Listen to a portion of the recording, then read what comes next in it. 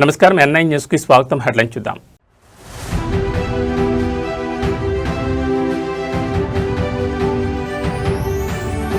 Kurnool high court bench నేనే తెస్తా.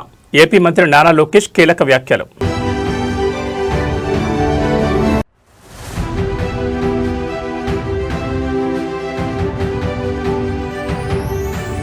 August 15 నుంచి కొత్త పింఛన్ల పంపిణీ. పంచాయతీరాజ్ సమీక్షలో సీఎం రేవంత్ రెడ్డి సంచలన నిర్ణయాలు.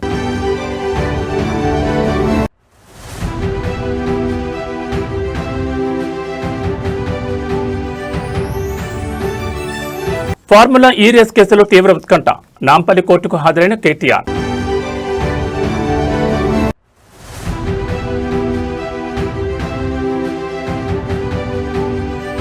ప్రధాని విశాఖ పర్యటనకు శరవేగంగా ఏర్పాట్లు. పర్యవేక్షించిన హోంమంత్రి అనిత, మంత్రి బీసీ జనార్దన్ రెడ్డి.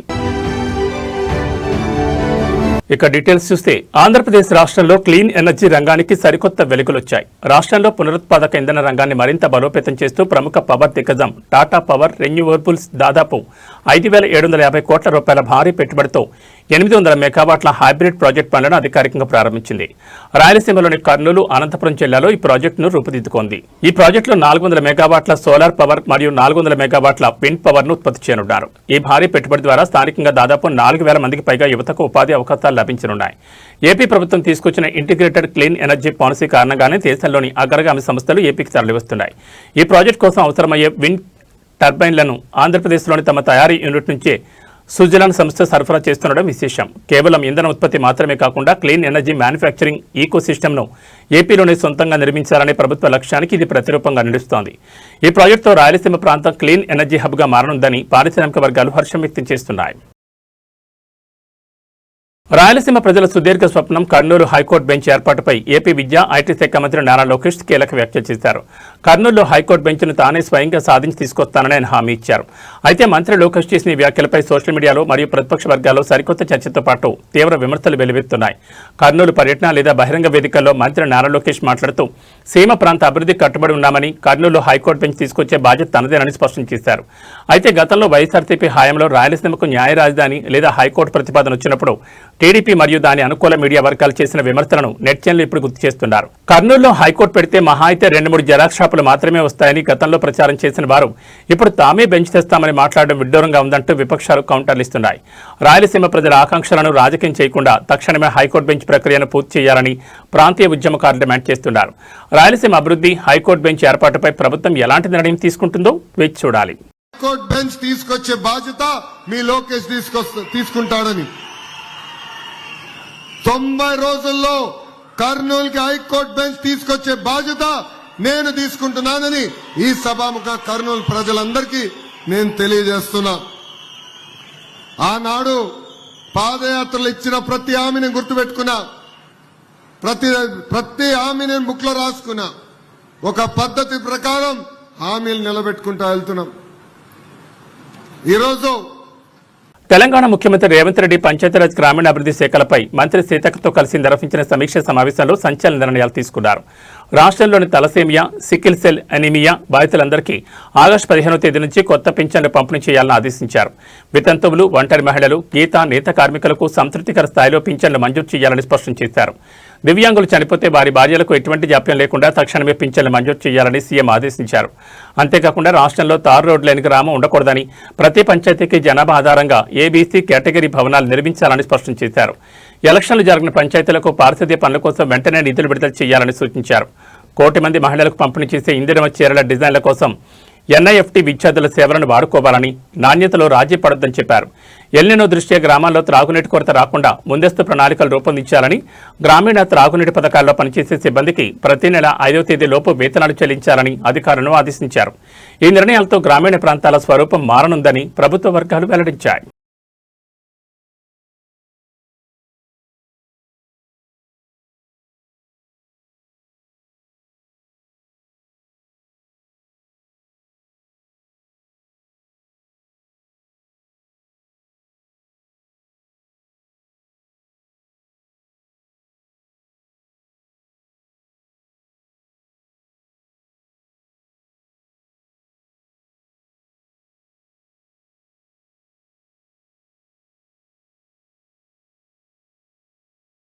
తెలంగాణ రాజకీయాల్లో సంచలనం సృష్టిస్తున్న ఫార్ములా ఈ రేస్ కేసు వ్యవహారంలో కీలక పరిణామం చోటు చేసుకుంది. కాంగ్రెస్ ప్రభుత్వం దాఖలు చేసిన కేసులో విచారణకు హాజరయ్యేందుకు బీఆర్ఎస్ వర్కింగ్ ప్రెసిడెంట్ కేటీఆర్ నాంపల్లి కోర్టుకు చేరుకున్నారు. కేటీఆర్ కోర్టుకు రాకతో నాంపల్లి కోర్టు ప్రాంగణంలో భారీగా బీఆర్ఎస్ నాయకులు కార్యకర్తలు మోహరించడంతో తీవ్ర ఉత్కంఠ వాతావరణం నెలకొంది. ఫార్ములా ఈ రేస్ నిర్వహణలో అక్రమాలు జరిగాయంటూ కాంగ్రెస్ ప్రభుత్వం మోపిన కేసులను చట్టపరంగా ఎదుర్కొనేందుకు కేటీఆర్ నేరుగా నాంపల్లి కోర్టుకొచ్చారు. పొలిటికల్ కక్ష సాధింపు చర్యల్లో భాగంగానే కాంగ్రెస్ సర్కార్ ఈ అక్రమ కేసులను బనాయించిందని, న్యాయస్థానంలోనే అన్ని నిజాలు బయటపడతాయని బీఆర్ఎస్ వర్గాలు స్పష్టం చేస్తున్నాయి. కేటీఆర్ రాక నేపథ్యంలో నాంపల్లి కోర్టు పరిసరాల్లో పోలీసులు భారీ బందోబస్తు ఏర్పాటు చేశారు. న్యాయమూర్తి ముందు విచారణకు హాజరైన కేటీఆర్ తరపు న్యాయవాదులు తమ వాదనలు వినిపించనున్నారు. ఈ కేసు విచారణలో కోర్టు ఎలాంటి నిర్ణయం తీసుకోబోతుందనే అంశంపై రాజకీయ వర్గాల్లో తీవ్ర ఆసక్తి నెలకొంది. నాంపల్లి కోర్టులో విచారణ అనంతరం కేటీఆర్ మీడియా ముందుకు వచ్చే అవకాశం ఉంది.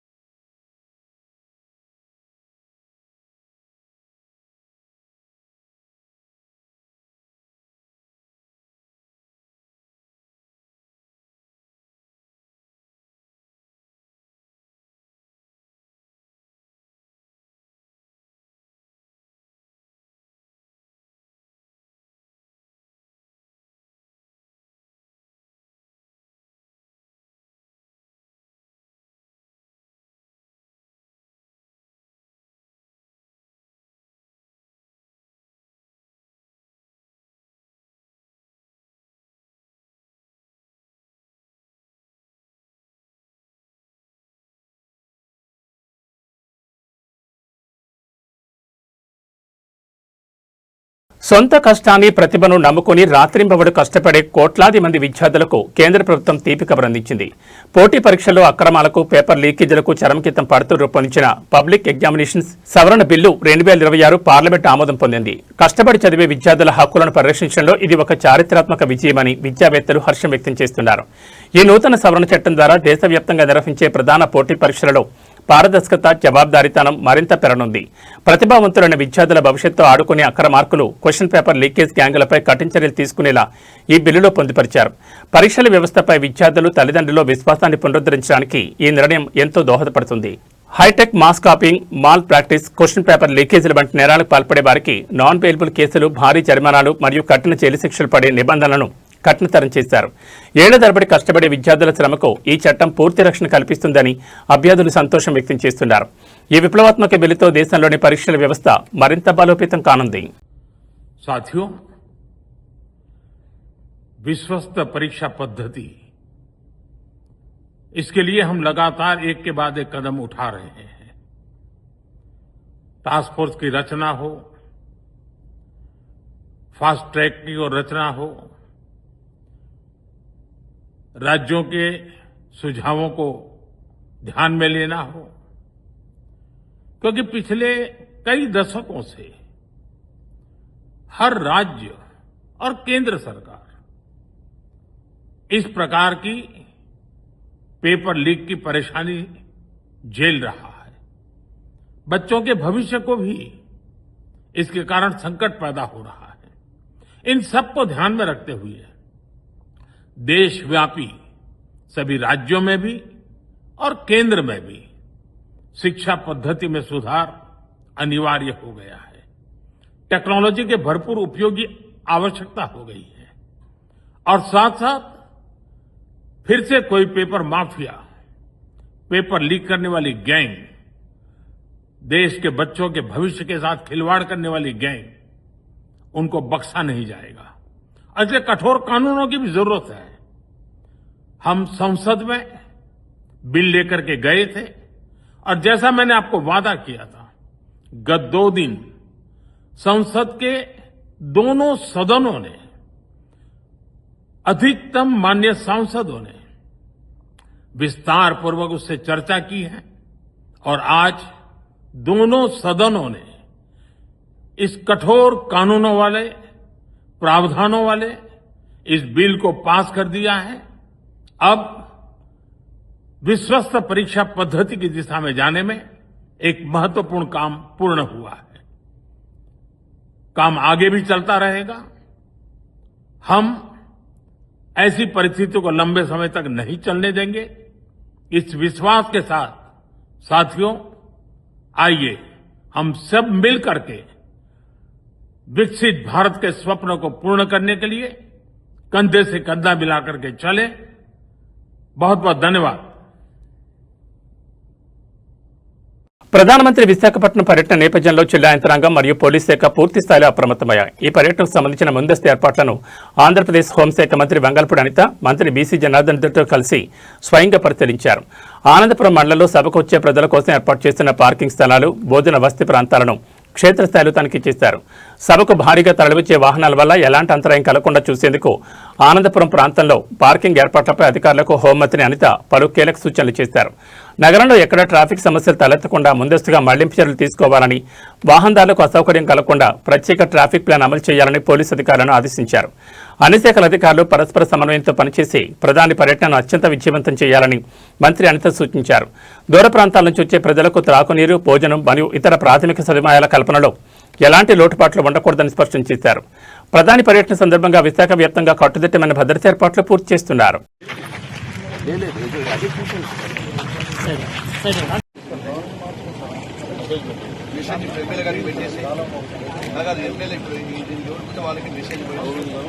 శ్రీ సత్యసాయి జిల్లా కదిరిలో ఘోర ప్రమాదం చోటు చేసుకుంది. కదిరిలోని నిజాంవలి మున్సిపల్ పాఠశాలలో మధ్యాహ్న భోజన సమయంలో సిబ్బంది తీవ్ర నిర్లక్ష్యం వహించడంతో వేడివేడి సాంబార్ ఒలిగి ముగ్గురు విద్యార్థులపై పడింది.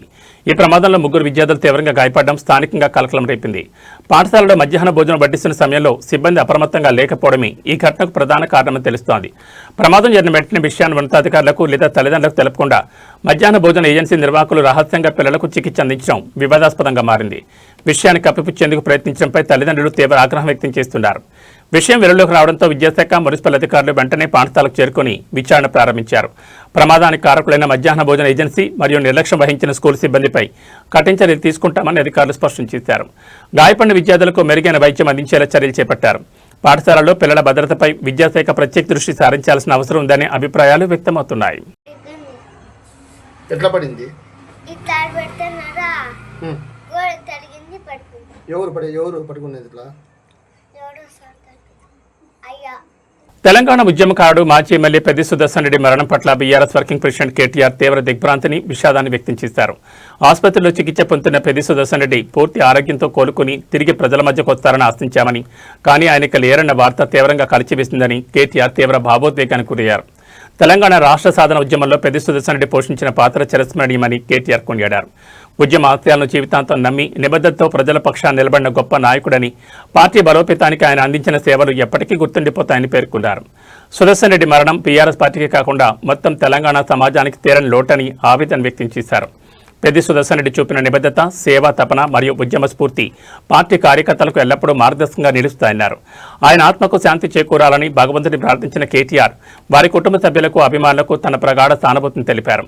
ఈ పుట్టడి దుఃఖాన్ని తట్టుకునే మనోధైర్యాన్ని ఆ భగవంతుడు ఆ కుటుంబానికి ప్రసాదించాలని కోరుకున్నారు. పెద్ది సుదర్శన్ రెడ్డి మృతి పట్ల పలువురు బీఆర్ఎస్ అగ్రనేతలు, ఉద్యమకారులు సంతాపం ప్రకటిస్తున్నారు.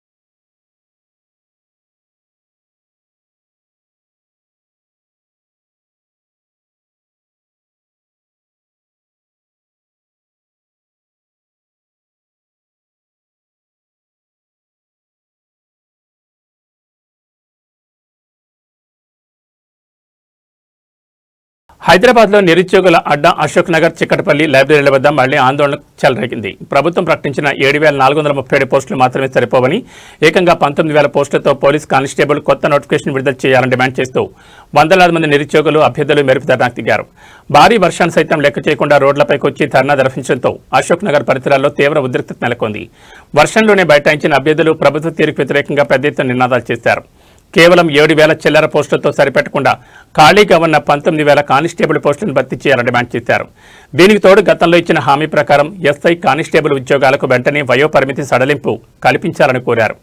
కేవలం పోలీసు ఉద్యోగాలే కాకుండా నిరుద్యోగులు ఏళ్లకు ఏళ్లుగా ఎదురుచూస్తున్న మెగా డిఎస్సీ నోటిఫికేషన్ వెంటనే విడుదల చేయాలని నిర్ణయించారు. అలాగే గ్రూప్ 1, గ్రూప్ 2, గ్రూప్ 3, గ్రూప్ 4లోని మిగిలిన ఖాళీలను గుర్తించి తక్షణమే అన్ని శాఖల నోటిఫికేషన్లు ప్రకటించాలని విజ్ఞప్తి చేశారు. నిరుద్యోగుల మెరుపు ధర్నాతో అశోక్ నగర్ పరిసర ప్రాంతాల్లో పోలీసులు భారీగా మోహరించారు.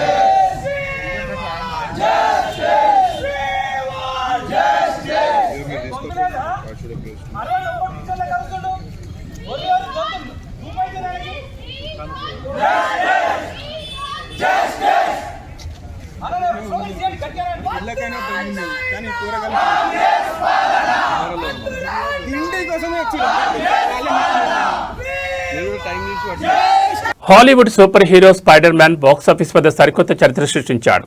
టామ్ హాలండ్ కథానాయకుడిగా నటించిన Spider Man brand new day movie భారతీయ బాక్సాఫీస్ వద్ద తొలి రోజే ఊహించని రీతిలో రికార్డు కలెక్షన్లతో విరుచుకుపడింది. ఇండియన్ సినిమా హిస్టరీలోనే ఒక హాలీవుడ్ సినిమా సాధించిన ఆల్ టైమ్ బిగ్గెస్ట్ డే 1 వసూళ్లుగా ఇది సరికొత్త రికార్డు నమోదు చేసింది. ప్రముఖ ట్రేడ్ పోర్టల్ క్యాన్లిక్ లెక్కల ప్రకారం ఈ చిత్రం మొదటి రోజు భారతదేశ వ్యాప్తంగా ఏకంగా 72.44 కోట్ల గ్రాస్ వసూళ్లను రాబట్టిందని, అందరినీ ఆశ్చర్యపరిచిందని అన్నారు. భాషల వారీగా చూస్తే ఇంగ్లీష్ వెర్షన్ ద్వారా 32.25 కోట్లు, హిందీ వెర్షన్ ద్వారా 22 కోట్లకు పైగా కలెక్షన్లు సాధించింది. దక్షిణాది భాషల్లోనూ టామ్ హాలండ్ క్రేజ్ అమాంతం పెరిగిపోవడంతో అన్ని భాషల్లోనూ థియేటర్ల హౌస్ఫుల్ బోర్డులతో కలకల్లాడుతున్నాయి. ఈ ఊచకోతతో గతంలో ఇండియాలో తొలి రోజు అత్యధిక వసూలు సాధించిన అవెంజర్స్ ఎండ్ గేమ్ రికార్డును స్పైడర్ మ్యాన్ చెరిపివేశాడు. అవెంజర్స్ ఎండ్ గేమ్ మొదటి రోజు సాధించిన 65 కోట్ల రికార్డును దాటేసి ఇండియాలో డే 1 అత్యధిక కలెక్షన్లు సాధించిన నెంబర్ 1 హాలీవుడ్ చిత్రంగా spider Man brand new day నిలిచింది. శని, ఆదివారాల్లో కూడా భారీ బుకింగ్స్ ఉండడంతో లాంగ్ వీకెండ్లో ఈ సినిమా మరిన్ని రికార్డులు క్రియేట్ చేసే అవకాశం కనిపిస్తోంది.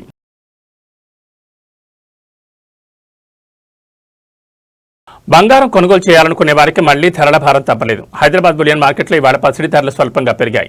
అంతర్జాతీయ పరిణామాలు మరియు మార్కెట్ డిమాండ్ కారణంగా 24 క్యారెట్లు, 22 క్యారెట్ల బంగారం ధరలు రెండూ పైపైకి ఎగబాకాయి. హైదరాబాద్ బులియన్ మార్కెట్ తాజా లెక్కల ప్రకారం మేలిం గోల్డ్ అయిన 24 క్యారెట్ల 10 గ్రాముల తులం బంగారం ధరపై ₹270 పెరిగి 1,44,600కు చేరింది.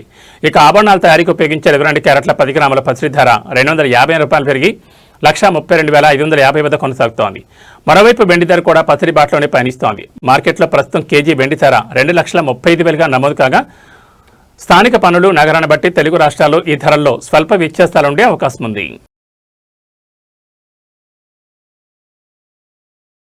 ఇవి బులెటిన్ విశేషాలు. నమస్కారం.